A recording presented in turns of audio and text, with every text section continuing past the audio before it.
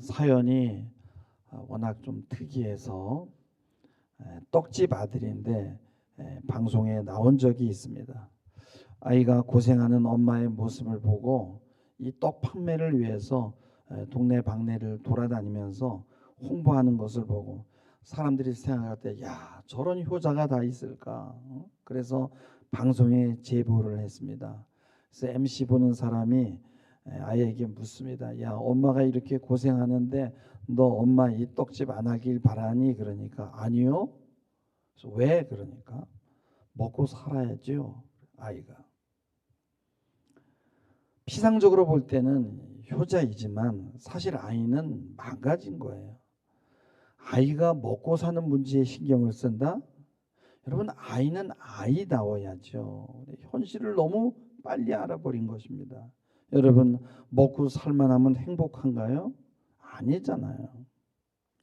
여러분, 우리는 살아남기 위해 사는 것이 아니에요. 인생은요, 서바이벌 게임이 아니에요. 게임은 할 수 있어요, 서바이벌. 그러나 실제는 그런 것이 아니라는 거예요. 성경은 공중에 나는 새를 보라, 하나님이 다 알아서 먹인다고 했고요. 솔로몬의 모든 영광도 들의 백합화보다 못하다고 했어요. 전 요즘에 뭐 누구나가 그럴 거예요. 트럼프에 대한 생각을 많이 하잖아요. 과연 트럼프에게 어린 시절이 있었을까? 있었다면 어땠을까? 전 뭐 거의 없었을 것 같아요. 너무 어려서 이미 어른이 되었을 것 같아요. 현실 외에 그게 과연 다가오는 게 있었을까? 여러분, 그 한 개인의 문제지만은요, 그것이 아무것도 아닌 것 같지만은 결국은 이 세계 모든 사람들을 고통 속에 울부짖게 만드는 겁니다. 여러분, 환경은 열악해도요, 우리 인간은 행복할 수 있는 힘이 있습니다. 인간은, 특히 아이들 속에는 자기의 목적지를 찾아가는 힘이 있어요. 그래서 영어로 데스티니라는 건 운명인데, 데스티네이션이라는 건 목적지예요. 너의 목적지가 어디냐고 할 때 데스티네이션이라는데, 그건 운명에서 나온 건데, 결국 운명은 뭐예요? 능동적으로 목적지를 찾아가는 거죠. 오늘 말씀 1절에 보면은 그때 제자들이 예수께 나와 이르되 천국에서 누가 크냐고 묻습니다. 누가 더 크냐, 누가 더 잘 사냐, 누가 더 잘났냐 하는 것은 어른들의 세계예요. 미국에서 어떤 아이가 자전거를 타고 오는 모습을 보면서 엄마가 아들에게, 야, 저기 깜둥이가 오고 있구나 그랬어요. 그러니까 아들이, 아니에요 엄마, 흰색 잠바를 입고 빨강 자전거를 타고 오는 아이는 내 친구 잭이에요 라고 그랬어요. 아이에게는 검은 얼굴이 아니라 흰색 잠바와 빨강 자전거가 보이는 거예요. 엄마는 흑인이 열등하다는 안경을 쓰고 세상을 보는 겁니다. 아이에게는 깜둥이가 아니라 자기와 함께 놀 친구란 말이에요. 아이들은 경쟁하지 않습니다. 아이들은 놀아요. 어른들은 행복을 미래에서 찾지만 아이들은 지금 여기에서 행복을 찾습니다. 아이들에게 천국은 미래의 천국이 아니라 지금부터 천국이에요. 아이들은 지금 행복합니다. 어른들은 지금 놀지 못하고 지금 행복하지 못해요. 그리고 자꾸만 행복을 미래로 미룹니다. 행복은 지금부터 연습하는 거예요. 지금 행복해야 미래도 행복할 줄 믿습니다. 아이들에게는 무엇을 보든 다 놀이도구로 봐요. 그래서 아이들은 다 기본적으로 창조적입니다. 어른들은 모든 일에 기도와 간구로 너희 구할 것을 하나님께 아뢰라는 그 말씀을 듣지만 맡기지 못하고 근심과 걱정에 쩌들고 욕망에 쩌들고 놀지를 못합니다. 아이들은 그저 놀 수만 있으면 행복해해요. 근데 어른들은 아이들의 노는 모습을 보면 불안합니다. 왜 그래요? 모든 관심이 누가 크냐이니까. 우리 아이가 남들과 비교해서 작을까 봐 걱정이 되는 겁니다. 자기가 하는 일이 놀이가 되고 재미있으면요 결국은 누구나 성공하게 되어 있습니다. 사실 하나님과의 관계를 아름답게 만들어가는 것도 여러분 놀이예요. 여러분 기도는 보이지 않는 하나님과 대화하는 놀이잖아요. 여러분 놀이할 때는요 누구나 집중을 해요. 그래서 이 놀이는 바로 공부를 잘할 수 있는 원동력입니다. 부모들은 우리 아이는 꿈이 없어라 하고 말을 합니다. 사실은 자기가 꿈이 없는 것인데 착각하고 있는 거죠. 아이들은요 당연히 꿈이 없을 수밖에 없어요. 당연합니다. 그래서 어떻게 해야 돼요? 대신 부모가 꿈을 꾸어줘야 되는 거예요. 그러면 아이는 그 부모가 그 꿈꾸는 능력을 부모에게서 빌려오는 거예요. 그래서 꿈을 꾸는 것도 사실은 여러분 그 부모의 놀이거든요. 부모가 놀지 못하고 꿈을 꾸지 못하니까 아이도 놀지 못하는 거예요. 그래서 어른은요 너무 꿈을 일찍 접어요. 그래서 근시안적으로 삽니다. 경쟁에서 이기는 것에만 신경을 써요. 그러면요 여러분요 자기 힘으로는요 그래도 뭐 열심히 살면 어느 정도까지는 올라갑니다. 그렇지만요 한 장관쯤 올라갈 때 장관으로 자신이 임명되리라는 건 꿈에도 생각 못했거든요. 그걸 알았더라면요 청문회를 위해서 미리미리 준비했겠지. 희망을 잃지 말았어야 되는데 내가 뭘 설마 내가 장관으로 지명되기까지 하겠어? 그 청문회 앞에 딱 쓰면요 삶이 그냥 다 드러나게 되는데 제가 그 청문회를 보면서 느끼는 것은 야 저분이 조금만 더 꿈을 크게 가질 수 있었다면은 저런 일은 안 했을 텐데 하는 생각이 들더라고요. 천국과 지옥이 있겠어? 이 땅의 삶이 전부지하지만 우리도 청문회 앞에 서야 되는 거예요. 그것도 아주 잠시 후에. 그때는 정말 여러분 놀라게 될 것입니다. 레바논의 철학자고 시인인 칼릴 지브라는 이런 얘기를 했어요. 그대의 자녀는 그대의 자녀가 아니로다. 그들은 스스로를 동경하는 위대한 생명의 아들과 딸이로다. 저들은 그대를 거쳐서 태어날 뿐 그대에게서 온 것이 아니로다 라고 했어요. 그는 누구에게서 온 것이며 도대체 누구의 것입니까? 성경은 말씀합니다. 이사야서 33장 1절에 보면은 너는 내 것이라 하나님의 것임을 선포합니다. 하나님의 형상을 닮은 하나님의 자녀인 것이고 우리는 청지기입니다. 하나님이 보냈으니 하나님이 저의 아이의 미래를 준비해 놓았겠지 하면서 꿈을 꿔야 되는 거예요. 아이들은 자기 힘으로 무엇을 할 수 있다고 생각하지 않습니다. 그냥 현실을 즐겨요. 어린아이들은요 자기 힘으로 아무것도 할 수 없다는 걸 알아요. 여러분 돈도 벌지 못하고 항상 부모를 쳐다보아야만 살 수 있잖아요. 우린 이것을 약하고 무능하다고 말합니다. 그러나 아이에게 있는 게 뭡니까? 아이에게는 의지하고 의존하는 힘이 있어요. 그래서 아이들은 밝고 아주 순진해요. 단순합니다. 계산적이지 않아요. 아이들은 부모가 그래요. 야 누가 오면 말이야 아빠 없다고 그래. 그러면 어떻게 해요? 아이들은 우리 아빠가 없다라고 말하라고 그랬어요. 그냥 그대로 말하는 거예요. 거짓말을 몰라요. 아이들은 순수하니까. 그래서 아이들은 아직 만들어지지 않은 보석이에요. 그래서 어른이 대신 꿈을 꾸어주면 꿈꾸는 대로 되는 거예요. 근데 어른들이 꿈을 못 꿔요. 자꾸 현실을 보면서 저희가 뭐가 되려고 그러지? 불안해하는 겁니다.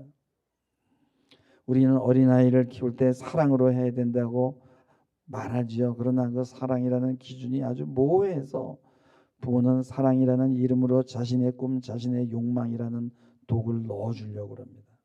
그래서 많은 학자들이 어린이나 유아를 공부하고 연구하다가 발견한 것이 그 아기나 어린아이의 문제가 아니라 어른들의 문제라는 것을 알게 되었어요. 건강하지 못한 어린아이에게는 항상 건강하지 못한 부모가 있더라는 거예요. 건강하지 못한 부모는 다른 게 아니라 꿈을 꾸지 못하는 부모예요. 꿈을 꾸는 능력은 뭐예요? 놀 수 있는 능력입니다. 아이들의 또 다른 특징이 뭡니까? 계산하지 않아요. 비논리적입니다. 그래서 아이들은요, 아이들이 읽는 책들을 보면요, 일리가 있는 책들이 아니라 말이 안 되는 책들을 아이들은 읽어요. 어저께 우리 집에 손자가 왔는데 보니까 소파에 앉아서 뭘 열심히 읽고 있어서 이렇게 봤더니 괴담 모음집이더라고요. 네, 괴담 모음집. 뭐 어디 가서 뽑은 것 같아요. 그저 펜시 하는 데 가서. 근데 어른들은 아이들의 이런 점을 너무 싫어해요. 아이들이 현실적이지 않으니까. 현실로 빨리 돌아와야 공부도 잘할 수 있다고 생각하니까. 그러나 주님은 말도 안 되는 세계가 있다라고 분명히 말씀합니다. 그게 뭐예요? 믿음의 세계입니다. 믿음의 세계는 논리적으로 앞뒤가 맞지 않는 세계일 수 있어요. 논리적인 책, 과학적인 책, 이성적인 책을 자꾸 들여다보세요. 믿음이 없어집니다. 이단은 뭐예요? 인간의 이성과 인간의 논리로 성경을 분석하다가 발생한 거예요. 또 어린아이의 또 다른 특징이 뭡니까?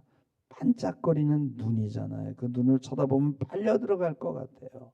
호기심이 많아요. 아이들은 항상 이게 뭐예요? 그래서요? 그 다음에는요? 질문이 끝이 없어요. 하지 말라는 것 하라고 하면 더 하려고 해요. 그럼 왜 그래요? 왜 못하게 하지? 그게 궁금하니까. 너무 엉뚱해. 그래서 아이들은 창조적입니다.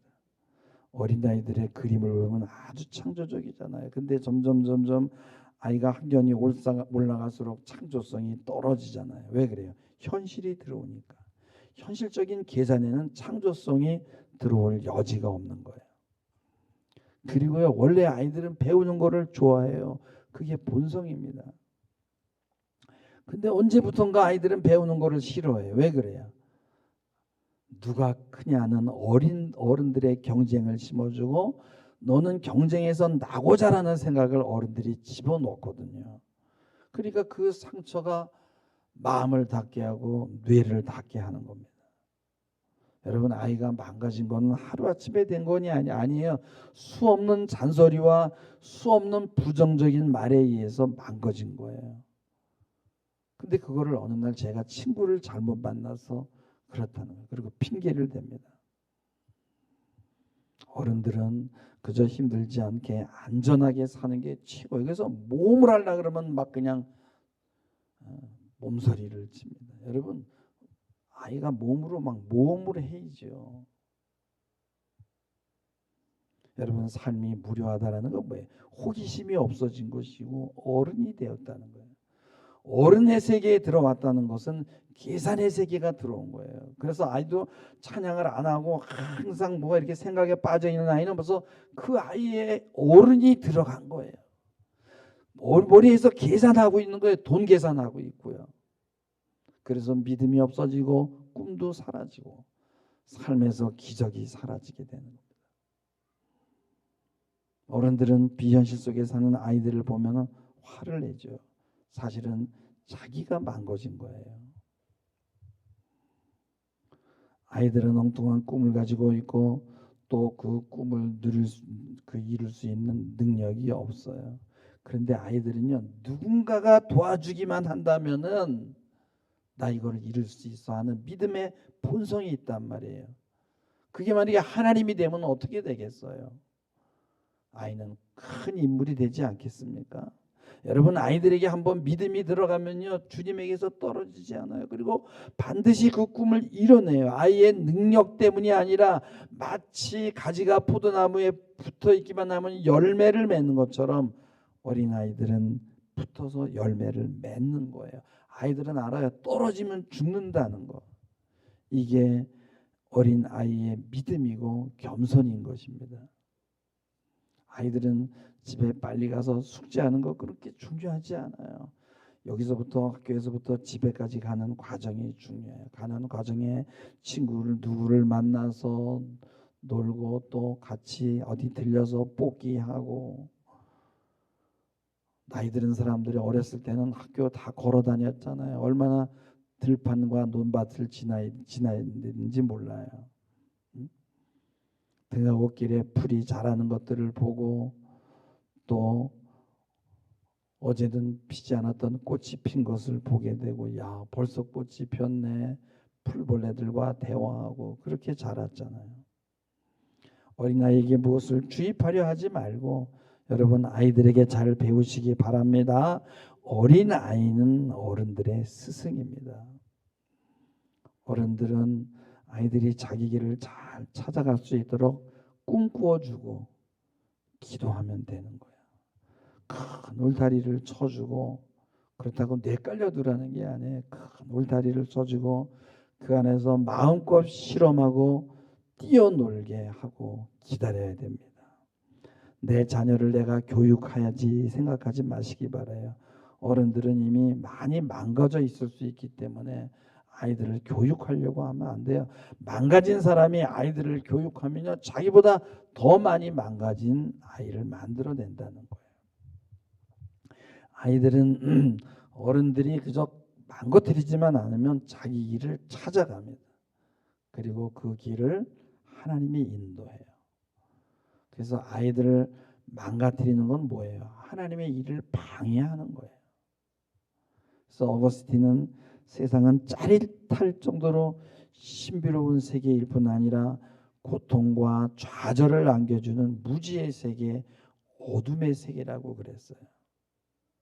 근데 우리가 그 둘 중에 무엇을 선택할 것인가는 우리의 결정에 달려 있는 거예요.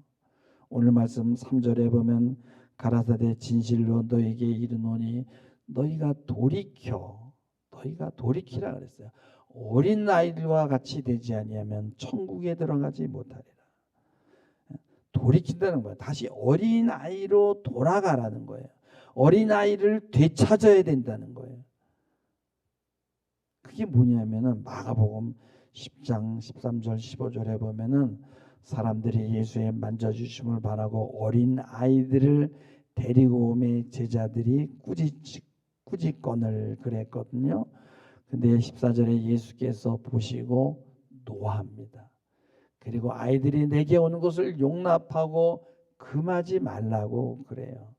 15절에 보면은 내가 진실로 너에게 이르노니 누구든지 하나님의 나라를 어린아이와 같이 받들지 않는 자는 결단코 그곳에 들어가지 못하리라. 여기서 어린아이는 이게 칠드런이 아니에요.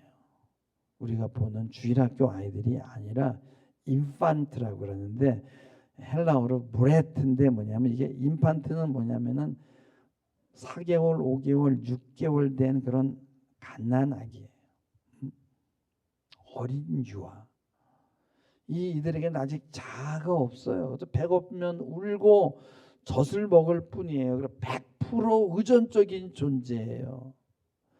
부모의 요구와 부모의 욕망을 유아는 알지 못하고 그냥 의존만 해요. 그러니까 무한히 열려있는 아기예요. 예수님은 이 아기가 주님에게 오는 것을 막는 것을 보고 분개했어요. 그 분개는 뭐예요? 이 무한한 가능 속에 있는 어린 아이가 자신의 삶을 바로 살 수 없도록 방해하는 어른들에 대한 분개예요. 어린아이는 아담과 이브가 죄를 짓기 전에 에덴 동산의 원형이 가장 많이 남아있는 모습이에요. 하나님의 형상 안에는 맑고 순수하고 창조적인 것들이 가득해요. 어둠은 사탄적인 것인데 그게 뭐예요? 혼돈이고 비창조적이고 비순수한 거죠. 그래서 그 안으로 안 들어가려고 끊임없이 외식적인 무슨 모임이나 어떤 형식들을 그렇게 좋아하는 거예요. 돌이켜 어린 아이로 되돌아가라는 것은 밝은 곳으로 나와라, 음습한 곳에서 나와라, 경쟁에서 나와라. 그리고 하나님의 창조세계 안에 들어가 봐라. 얼마나 짜릿하고 신기하고 배울 것도 많은지 몰라요. 오늘 말씀 4절에 보면 누구든지 이 어린아이와 같이 자기를 낮추는 자가 천국에서 큰 자라는 거예요. 어린아이의 눈을 보세요. 얼마나 반짝반짝합니까? 그냥 무엇이라도 넣어주면 다 받을 것처럼 맑잖아요. 왜 이렇게 맑아요? 절대적으로 의존하는 존재이기 때문에.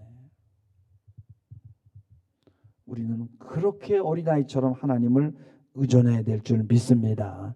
절대 의존의 시기에는요, 그때는 그런 유아 때부터 부모는 아이를 두드려주면서 찬송가를 불러주고 복음을 넣어줘야 되는 거예요. 오늘 말씀 5절에 보면 누구든지 내 이름으로 이런 어린아이 하나를 영접하는 것이 나를 영접함이라 그랬어요. 어린아이를 영접한다는 건 어린아이를 도와주는 게 아니라 어린아이를 스승으로 받으려는 거예요. 힘이 없고 여러분 울적하다가도요, 아이들을 보면요 막 힘이 솟잖아요. 왜 그래요? 아이들은 맑으니까, 욕심이 없으니까, 생명의 힘이 거기서 막 솟구쳐 나오니까.